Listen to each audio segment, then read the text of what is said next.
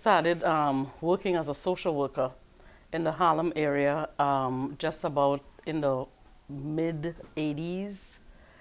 And at that time, most of these streets were covered with just drug users, heroin addicts, garbage, and almost every building was burnt out or abandoned. They told us specifically, don't go into Morningside Park because you're going to get killed.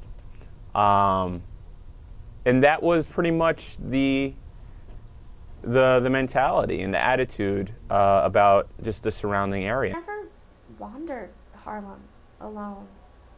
That was certainly something that I was, warned against. I remember, like, parents would drive into the city and go to drastic measures to get their kids out of Harlem, out of, like, my building before it went dark.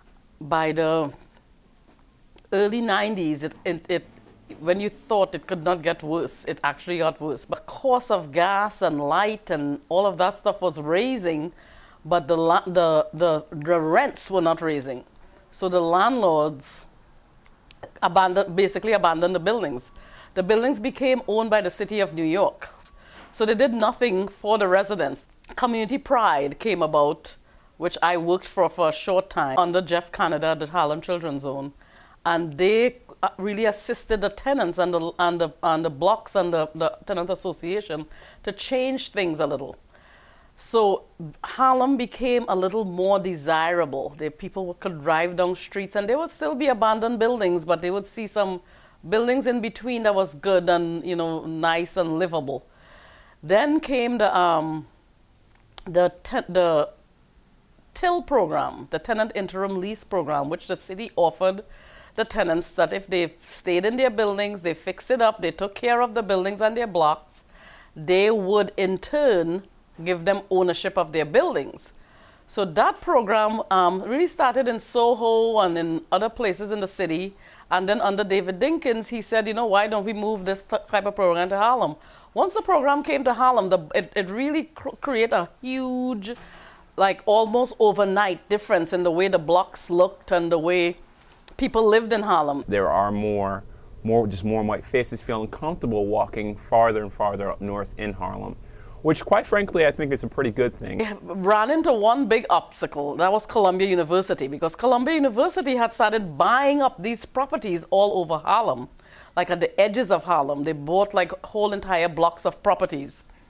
There's been a lot of turmoil in terms of their fight with the people who live here and buying up the real estate. I took a Columbia class on 125th, and it really, really extends all the way up here. There was a lot of stuff about their expansion into Morningside Park, that they used to want to build a gym there, and then the community didn't let them. It's the recognition of the privilege and the power that you have in the context of the surrounding area.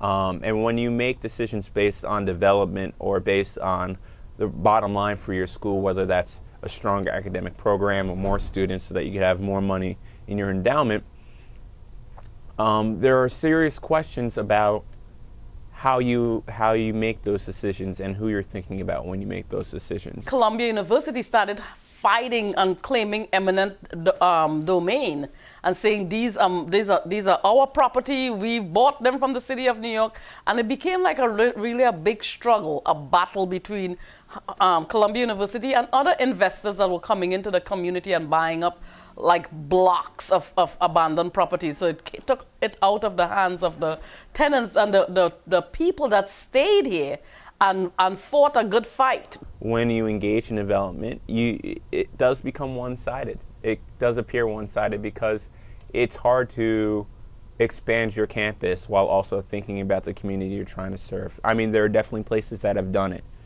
Harvard has done it to a degree. Chicago is working a little bit better in terms of relating to the south side of Chicago.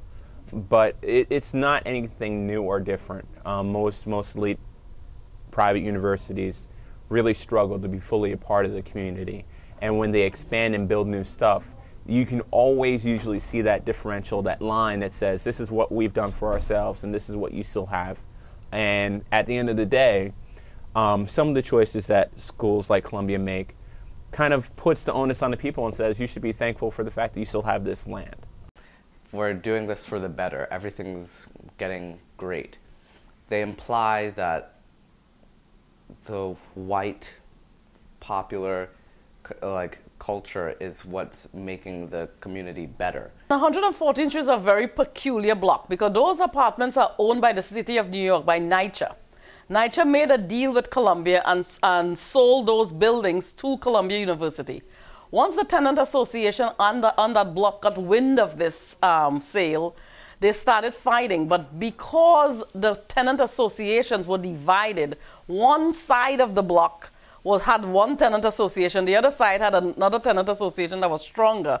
So the right side of the block won the battle against Columbia University to keep their NYCHA housing and to keep all the residents there. On the other side of the street, they lost. So it's create a very peculiar type of setting where there's a whole block in New York City where one side of the block is totally boarded up and abandoned, and the other side is vibrant with people living. The street is a play street in the summer. The children use the street as a playground in the summer, and it's just a lot of life and bubbling activities on one side of the street, and the other side is just abandoned. That has created a blight in the community because it's in the middle of a part of Harlem that has been totally restored.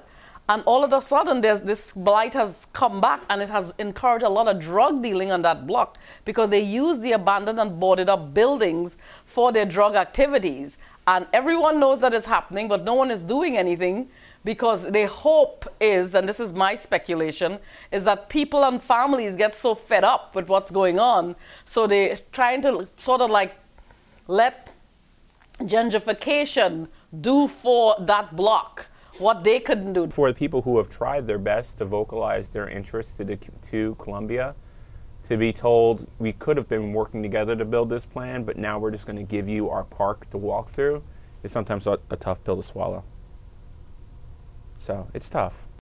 I think what the point that Columbia is trying to make is that they're trying to accept people from the neighborhood who apply so that they can give them an education that they will come back and serve the community, so it's actually thriving.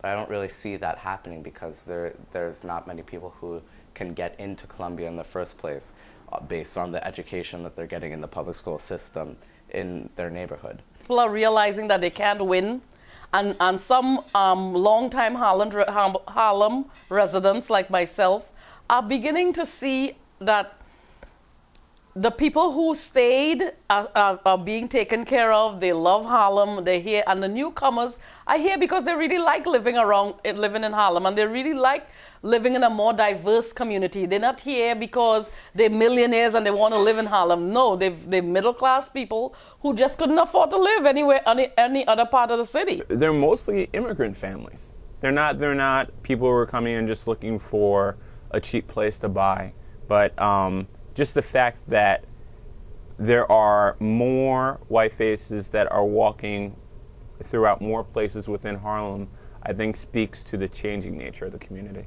I think it's cool that I live in Harlem because it keeps me grounded, kind of. And so as a white person living in Harlem, I'm on somebody else's turf and making it my own. People feeling comfortable in Harlem and coming and living there, having like just activities like being normal and just as a part of the neighborhood.